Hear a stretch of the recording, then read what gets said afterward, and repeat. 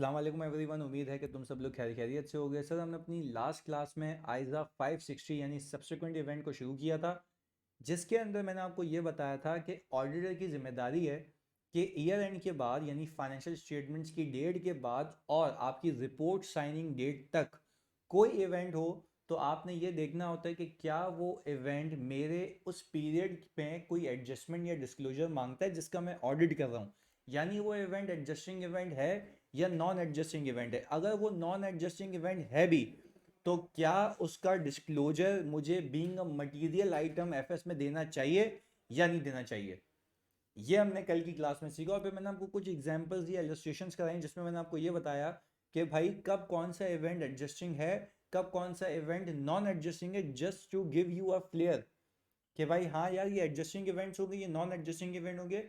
और वो event adjusting events होंगे जिसकी कंडीशन रिपोर्टिंग डेट पे एग्जिस्ट करती होगी। ये तो हो गई पिछली क्लास की कहानी हमारी, आगे सुनिएगा। अब अगर मैं आपको ये कहूँ कि ऑडिटर क्या काम क्या प्रोसीजर्स परफॉर्म करेगा ये इंश्योर करने के लिए कि सब्सिक्वेंट इवेंट्स अगर कोई हुए हैं तो वो मुझे पता लग जाए और मैं फिर अप्रोप्रिएटली ये डिसाइड कर लूँ कि क्या वो एडजस्टमेंट रिक्वायर्ड थी एफएस के अंदर या डिस्क्लोजर रिक्वायर्ड था या नहीं था। फिर रिपीट कर रहा हूँ, अभी का टारगेट क्या है, अभी ये देखना है मैंने कि ऑडिटर क्या प्रोसीजर्स परफॉर्म करेगा ये मेक श्योर करने के लिए कि सब्सिक्वेंट इवेंट्स मुझे पता लग जाएं। तो वो प्रोसीजर्स अभी सीखने जो मैं बीइंग एन ऑडिटर परफॉर्म करूंगा to identify subsequent events that में require adjustments or disclosure in the financial statements of the period which you are auditing. बात क्लियर है? तो वो सबसे पहले कहता है, उसको सुकून सुकून से लेके चलते हैं। वो सबसे पहले ये कहता है आप मैनेजमेंट का प्रोसेस समझें। मैनेजमेंट का प्रोसेस समझें कि मैनेजमेंट ने क्या प्रोसेस इंप्लीमेंट किए हुए हैं सब्सिक्वेंट इवेंट्स को आइडेंटिफाई करने के लिए। लेट्स से एग्जांपल दे रहा हूँ कि भाई अगर अगर अगर अगर ईयर एंड के बाद कोई केस हुआ, ईयर एंड के बाद अगर कोई केस हुआ और वो ईयर एंड के बाद जो केस हुआ है तो वो मुझे कौन बताएगा? भाई जाहिर सी बात है मेरे जो लीगल काउंसिल के लोग होंगे कंपनी के वो बताएंगे। तो लीगल काउंसिल को मैनेजमेंट ने इंटीमेट किया हुआ होगा कि भाई अगर ईयर एंड के बाद कोई केस आता है ना, लॉ सूट आता है, आप फाइनेंस डिपार्टमेंट को इमीडिएटली इन्फॉर्म करेंगे।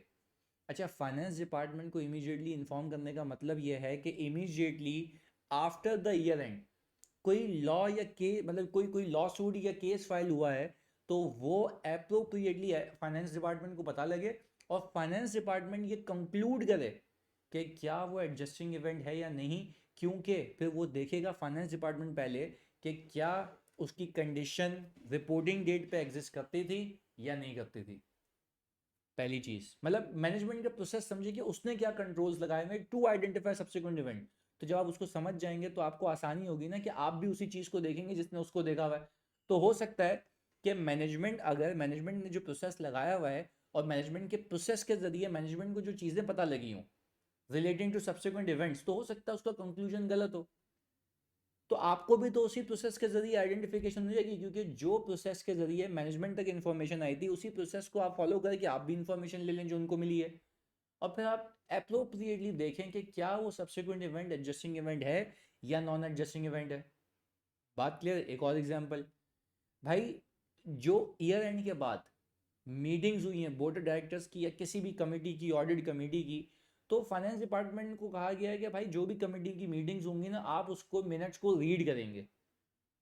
तो कंपनी सेक्रेटरी को ये कह दिया गया जो कि minutes of the meeting maintain करता है कि भाई आप जो भी मिनट्स ऑफ द मीटिंग होंगे वो फाइनेंस डिपार्टमेंट को भी भिजवाएंगे। क्यों? क्योंकि फाइनेंस डिपार्टमेंट अप्रोप्रिएटली ये चेक करेगा कि कहीं कोई ऐसी डिस्कशन तो नहीं है। लेट्स से कि अगर मैं कहूँ मीटिंग में कुछ डिस्कस हुआ हो रिलेटिंग टू अ कस्टमर जिसका कॉन्ट्रैक्ट एंड हो रहा हो, जिसका कॉन्ट्रैक्ट एंड हो रहा है, तो सेल्स डायरेक्टर ने हो सकता है कहा हो कि यार इसका तो कॉन्ट्रैक्ट एंड हो रहा है तो we need to work on it. तो हो सकता है ईयर एंड के बाद एक कॉन्ट्रैक्ट एंड इवन दो वो नॉन एडजस्टिंग इवेंट है, पर this is creating a going concern issue. तो क्या हम कह सकते हैं इस मैटर को अप्रोप्रिएटली डिस्क्लोज होना चाहिए एफएस के अंदर इवन दो वो नॉन एडजस्टिंग इवेंट है। और अगर गोइंग कंसर्न के मसले आ गए तो फिर तो आपको अपने अकाउंट जो है वो नॉन गोइंग कंसर्न पे बनाने चाहिए। तो मैं ये कह रहा हूँ कि भाई मैनेजमेंट कुछ प्रोसेस लगाती है जिससे मैनेजमेंट ये इंश्योर करती है कि जितने भी सब्सिक्वेंट इवेंट्स हैं वो अप्रोप्रिएटली आइडेंटिफाई होकर अकाउंट फॉर और डिस्क्लोज हो जाएं।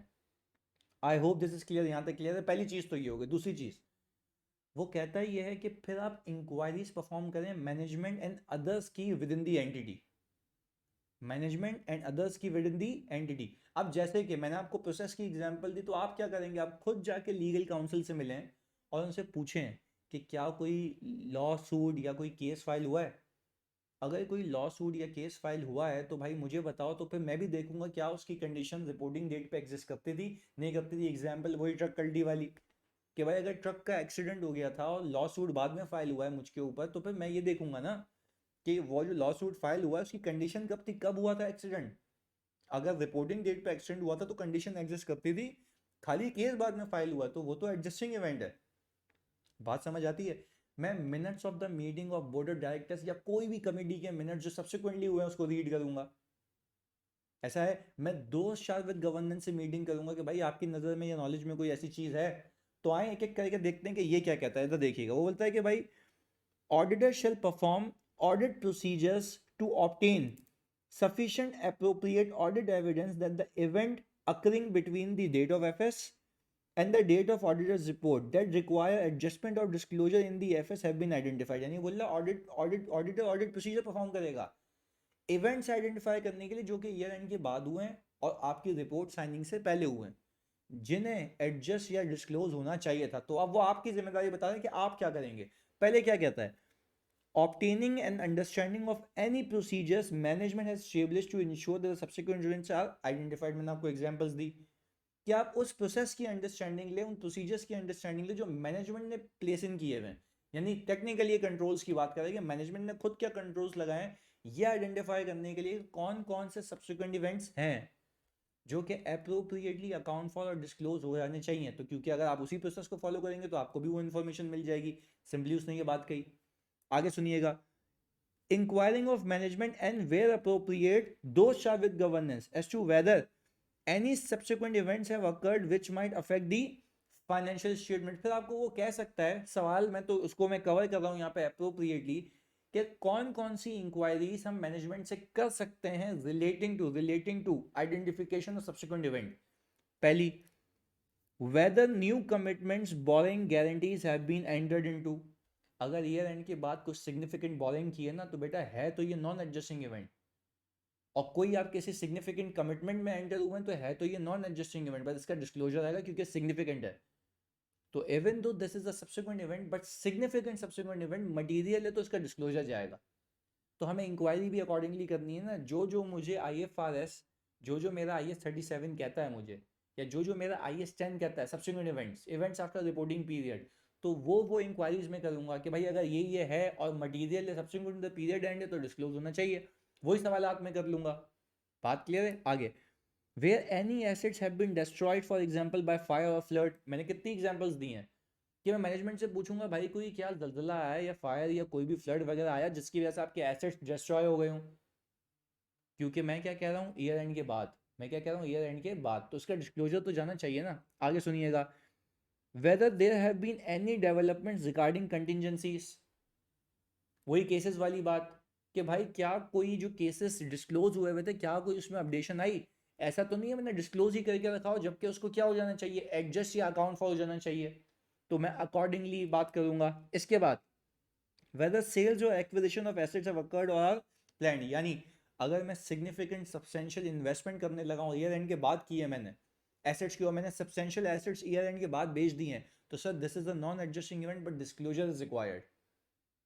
तो वो भी हमने बात कर ली। इसके बाद whether there have been increase in capital or issuance of debt instruments। यानी वो बोलता ही है कि ईयर एंड के बाद अगर आपने सिग्निफिकेंट डेट रेज किया है तो ऐसी बात है डेट कोवेनेंट्स भी आए होंगे, या तो आपने ईयर एंड के बाद सिग्निफिकेंटली पैसे रेज किए हैं शेयर होल्डर्स यानी इशुएंस ऑफ शेयर कैपिटल, तो ये भी ओनर्स के साथ ट्रांजैक्शन है even though non adjusting event है, इसका डिस्क्लोजर आएगा, इसका डिस्क्लोजर आएगा। आगे फिर वो कह रहा है कि भाई कोई ऐसा इवेंट जो अब तक हुआ हो जो गोइंग कंसर्न पे डाउट्स क्रिएट कर रहा हो तो वो आप बता दें। जैसे मैंने आपको एजीएम की एग्जांपल दी, एजीएम बोल रहा हूँ, बोर्ड ऑफ डायरेक्टर्स की मिनट्स की एग्जांपल दी, कोई भी कमेटी की मीटिंग थी उसमें डिस्कशन हुई थी, तो ये मैं इंक्वायरीज कर रहा हूँ। आगे सुनिएगा, whether any events have occurred that are relevant to the measurement of estimates or provision. याद करिएगा वो बोल रहा है कोई ऐसा इवेंट तो नहीं हुआ जो मेरे प्रोविजंस जो रिकॉर्डेड है उसको एस्टिमेट को चेंज कर दे। एग्जाम्पल दें, कल की क्लास में मैंने सिखाया था, लास्ट क्लास में सिखाया था कि सर अगर आपने वारंटी प्रोविजन बुक किया हुआ है और सब्सिक्वेंटली एक्चुअलाइजेशन उससे ज़्यादा या कम पे हो गई, तो सर आप उसको एडजस्ट करें ना अकॉर्डिंगली, वो एडजस्टिंग इवेंट है। तो वही बातें मैं इंक्वायरी में पूछ रहा हूँ, और इंक्वायरी किसी एक बंदे से नहीं, मैनेजमेंट के किसी रेलिवेंट बंदे से होगी। कंटिजेंसी की होगी किससे भाई? रेलिवेंट लॉयर से, जो इन हाउस लीगल काउंसिल है उससे। अगर एक्सटर्नल कोई लॉयर है तो उसको कंफर्मेशन भेजूंगा, उससे पूछूंगा। तो ये सारी चीज़ें कर सकते हैं। यानी देखिए, ये बात नहीं है कि आपने फॉर एग्जाम्पल की इंक्वायरी करनी किसी एक बंदे, नहीं, रेलिवेंट बंदे से होगी, रेलिवेंट बंदे से होगी। ये बात याद रखिएगा। आगे, whether any events have occurred that are relevant to recoverability of assets. इसकी एग्जांपल समझो। इसकी एग्जांपल क्या है? कोई ऐसा इवेंट जो रिकवरेबिलिटी ऑफ एसेट्स पे इम्पैक्ट लेके आए। क्या sir?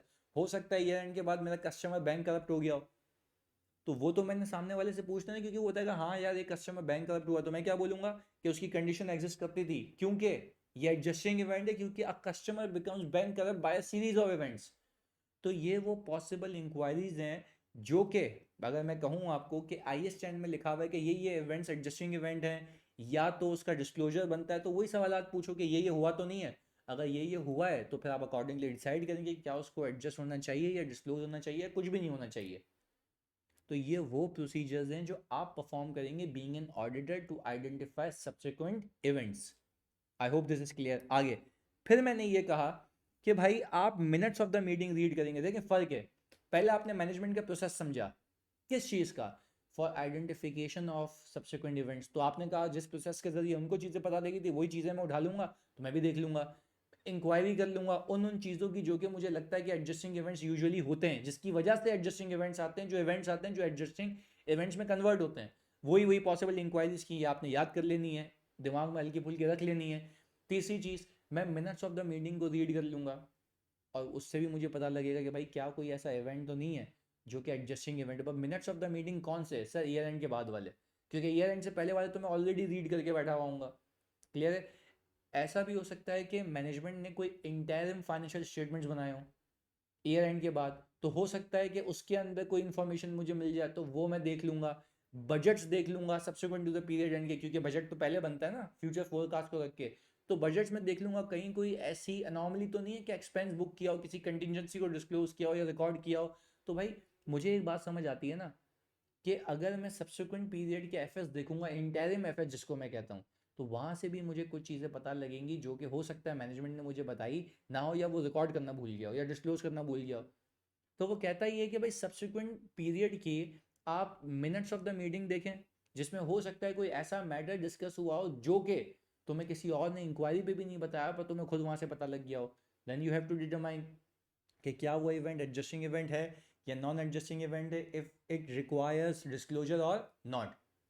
I hope this is clear. फिर वो कहता है कि भाई रीड करेंगे एंटिटीज के latest available budgets, cash flows and other related management accounts. Sir cash flows जो फोरकास्ट है फ्यूचर की, हो सकता है उसमें मैं कोई आउटफ्लो दिखा रहा हूँ, हो सकता है मैं उसमें कोई आउटफ्लो दिखा रहा हूँ, और लोन की एक ह्यूज अमाउंट का, यानी पूरे पूरे लोन का आउटफ्लो दिखा रहा हूँ, तो मैं बोलूँगा यार ये क्या?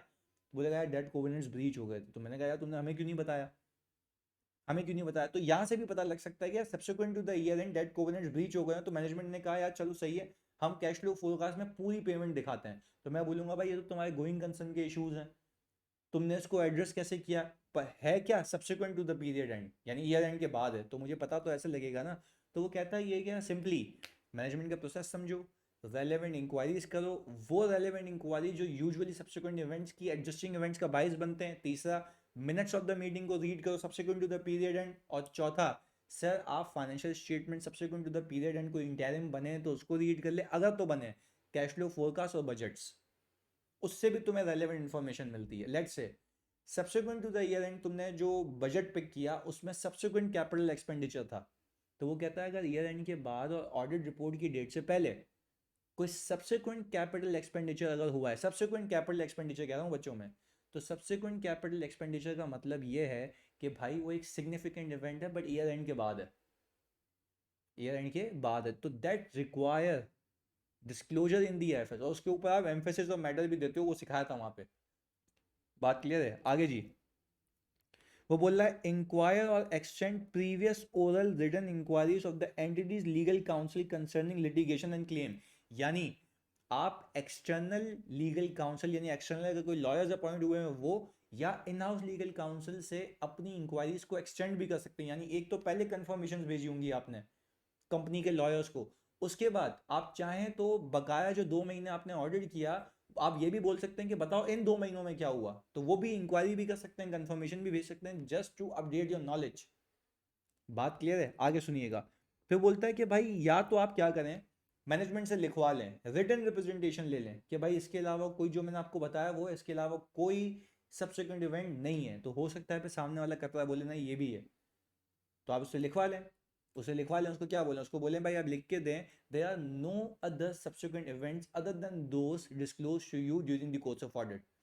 अगर वो लिख के दे देता तो कोई मसले वाली बात नहीं है, हम बोलेंगे भाई मैनेजमेंट ने लिख के दिया था। क्लियर है? तो सर अभी इस क्लास को मैं यहाँ तक रखता हूँ जिसमें मैंने आपको क्या बताया कि ऑडिटर बीइंग एन ऑडिटर क्या प्रोसीजर परफॉर्म करेगा to identify subsequent events that में रिक्वायर एडजस्टमेंट और disclosure in the financial statements. जज़ाकल्लाह।